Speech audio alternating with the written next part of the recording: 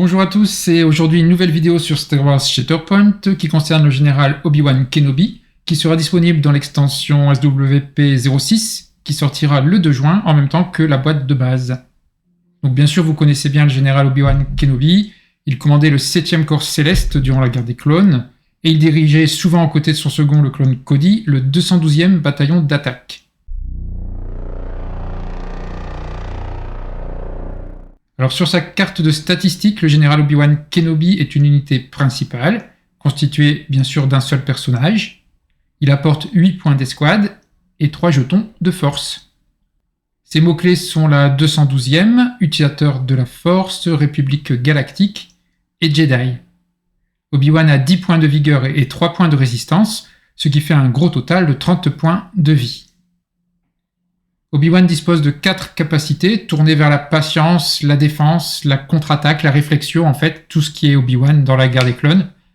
Donc il a une capacité active, une capacité réactive, une capacité innée et une capacité innée d'identité, qu'on va bien sûr voir dans un instant. Notez qu'il n'a pas de capacité innée tactique.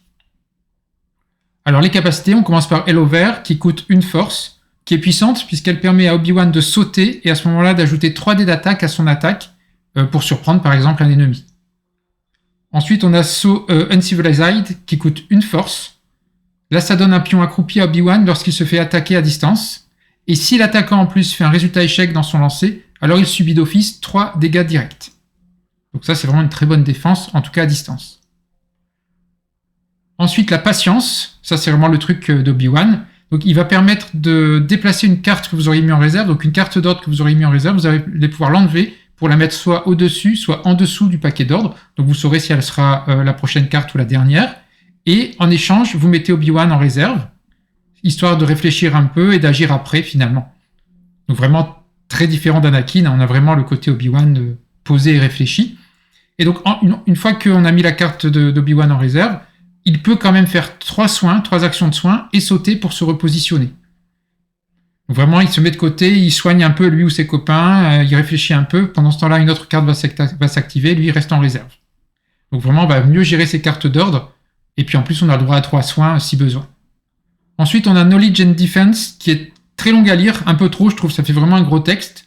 Mais c'est très puissant pour la défense de tout le groupe de combat, donc ça c'est assez vraiment fort, puisque ça va permettre aux unités alliées, il n'y a pas de notion de portée ou de nombre, donc aux unités alliées de gagner ou de ne pas perdre des pions accroupis, alors que normalement c'est interdit, donc typiquement quand on est en engagement, puisque quand on arrive en engagement, on perd ses jetons accroupis, et bien là ce ne sera pas le cas, et on ne peut pas en gagner, là ce sera le cas pour éventuellement gagner. Donc ça rajoute vraiment une très bonne défense à toutes ces unités.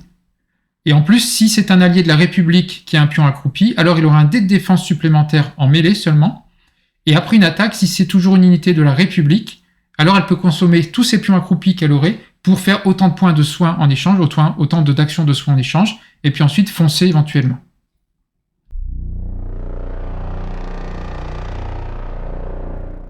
Passons maintenant aux postures de combat. Alors on a la posture Ataru forme 4 qui est vraiment la plus agressive. En fait c'est comme si Obi-Wan balançait beaucoup de coups rapides, du coup au détriment de la défense, mais il submerge un peu l'ennemi en tapant. Donc on a 7 dés d'attaque en mêlée et 6 en défense à distance et également en mêlée. Les maîtrises en attaque à mêlée donnent de 1 à 2 touches et de 1 à 2 critiques. En défense, les maîtrises donnent de 1 à 2 blocages et surtout transforment un critique ennemi en échec. Ça, c'est vraiment très fort. L'arbre de combat de cette posture donne jusqu'à 9 dégâts, si vous faites toutes les branches. Ensuite, il y a jusque 3 percussions, boum boum boum, du désarmement, de l'exposition, de l'entrave et aussi un petit saut en plus. Donc c'est vraiment très agressif et handicapant pour l'ennemi. Passons à la deuxième posture, la Sorisu forme 3. Ça, c'est la posture habituelle d'Obi-Wan. C'est plus défensive, ça ne donne que 5 dés d'attaque en mêlée. Il y a 6 en défense en mêlée, mais aussi 5 à distance, donc défense plutôt en mêlée. Les maîtrises en attaque à mêlée, justement, donnent de 1 à 3 critiques, donc c'est mieux que de l'autre posture qui en donnait jusqu'à 2. Là, on peut avoir jusqu'à 3 critiques en attaque à mêlée. En défense, on peut bloquer 2 blocages et faire un saut. L'arbre de combat de la posture peut donner jusqu'à 7 dégâts, donc c'est un peu moins que l'autre, mais c'est quand même pas mal. Et surtout, c'est truffé de soins, on peut aller jusqu'à 4 soins consécutifs dans un arbre. Après, il y a aussi de la contrainte, de l'entrave, du désarmement, une percussion, un saut et un repositionnement.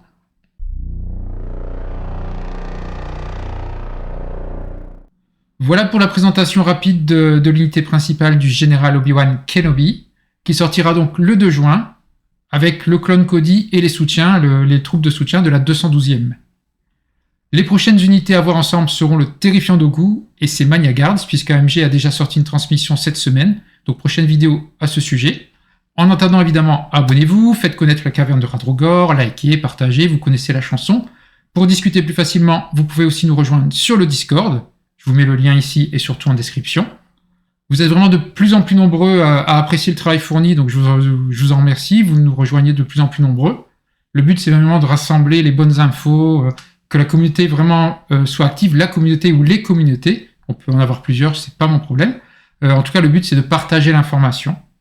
Et ça marche, puisqu'on voit que déjà, première rançon du succès, hein, ça c'est Internet et les chaînes YouTube. On a déjà une personne pas très nette, comme on trouve souvent sur le net malheureusement. Donc une personne qui a commencé à s'en inquiéter, puisque vu ses récentes réactions à mon encontre, enfin voilà, on voit que ça lui plaît pas trop. Donc je pense que nous sommes sur le bon chemin de la qualité et du partage, donc c'est vraiment une très bonne nouvelle.